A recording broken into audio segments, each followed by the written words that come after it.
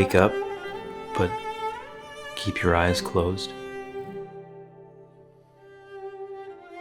And the earth feels like a ribbon of stone. The juniper here. Do you smell the juniper?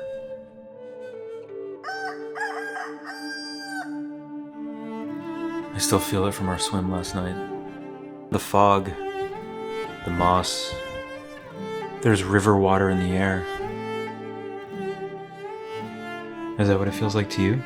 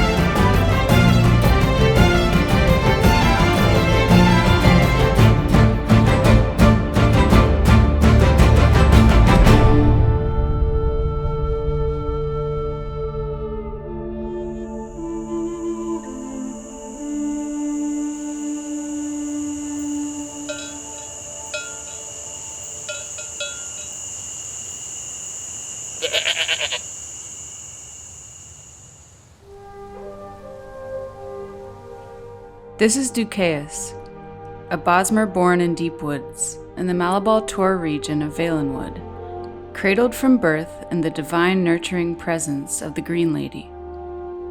His mother grew up near the Fallenesti summer site and was a descendant of the renowned Green Speakers known as the Faithful Fallenesti, and his father was a fisherman from the southern coast of Gratwood, near the Fallenesti winter site. Both parents valued simplicity, flow, and pragmatism. They respected and adhered to the Green Pact, but didn't get hung up on rules or its seemingly contradictory aspects.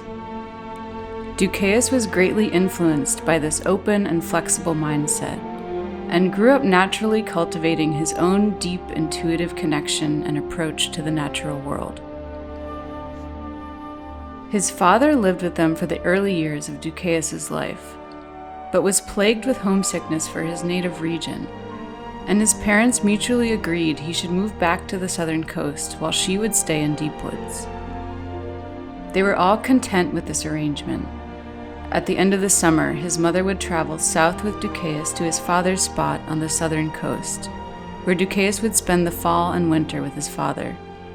And every spring, his father traveled with him back north to meet his mother at the spring festival in Greenshade.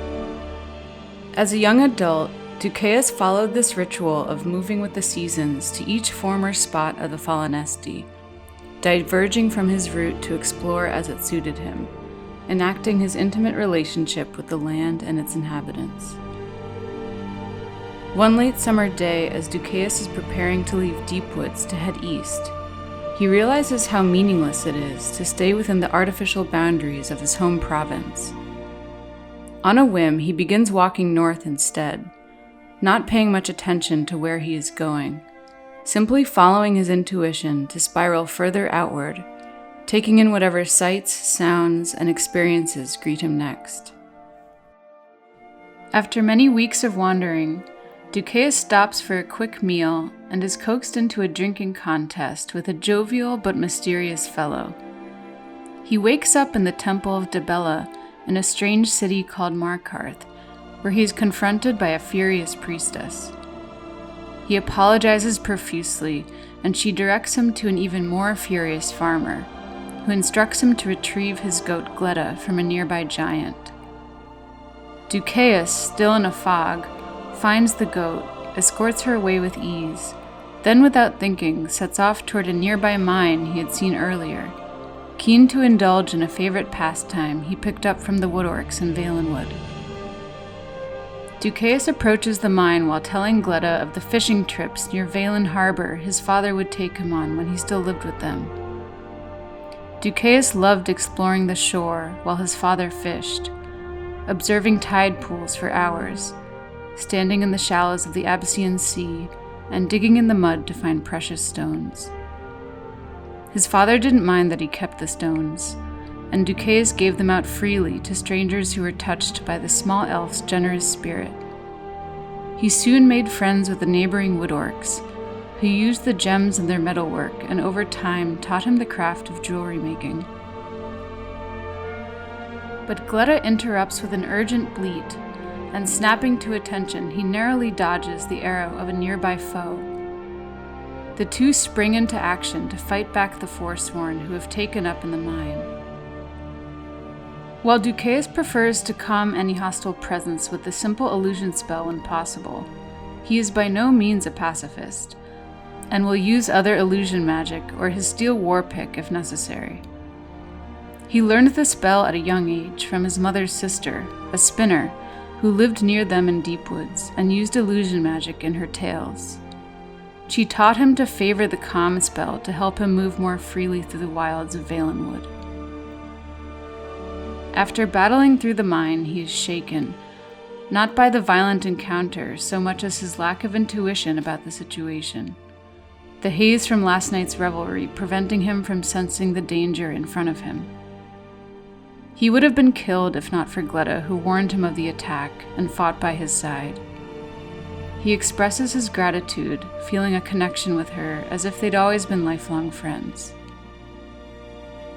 Outside of Markarth, he meets fellow miners Pavo and Gatgro Shargak, who cannot believe Dukeas and the little goat managed to take out the Forsworn.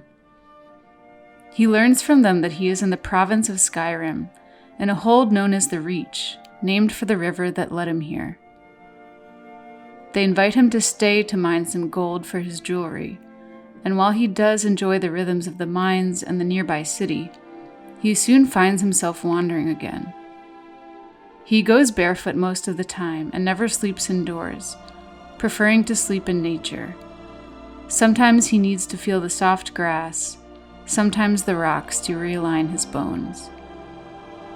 The Lover's Stone leaves him always well rested and allows him to learn any skill with ease.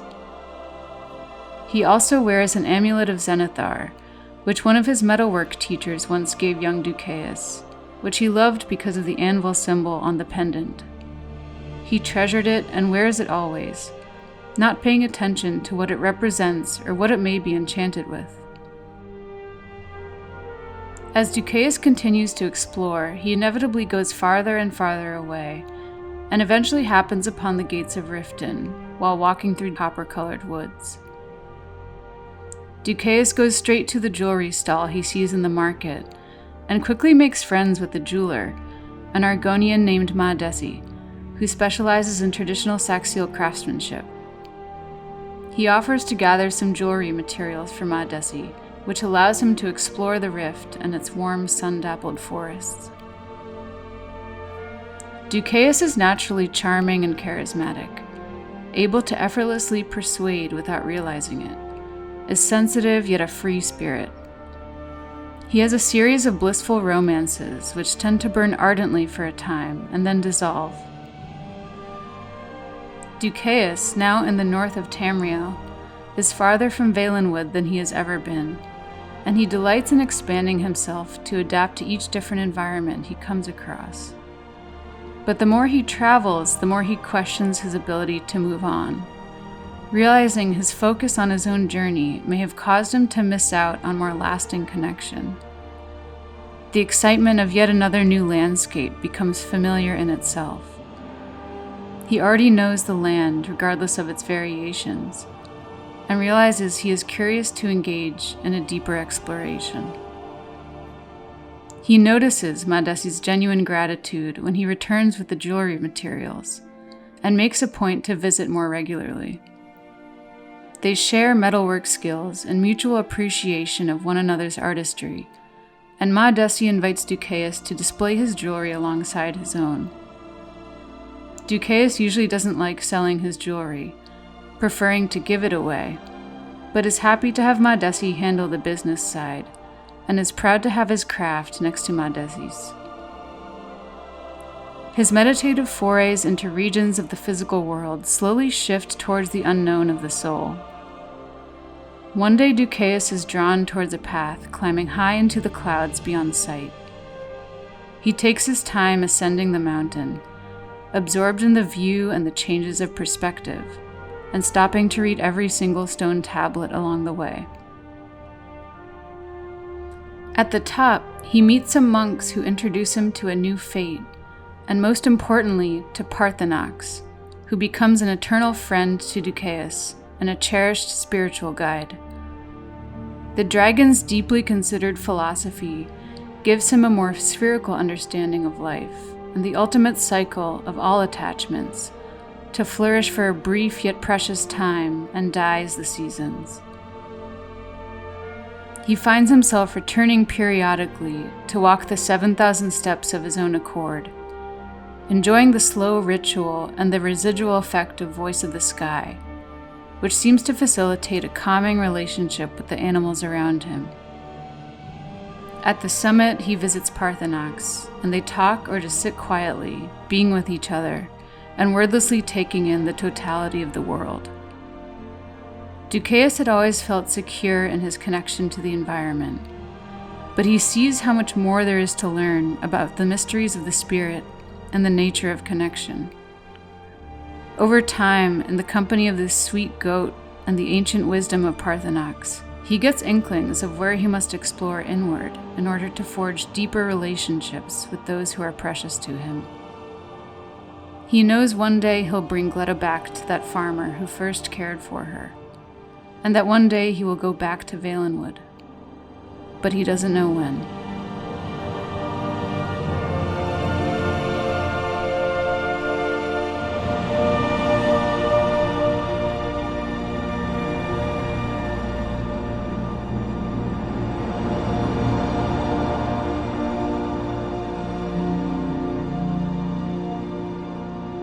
Some would say that all things must end, so that the next can come to pass.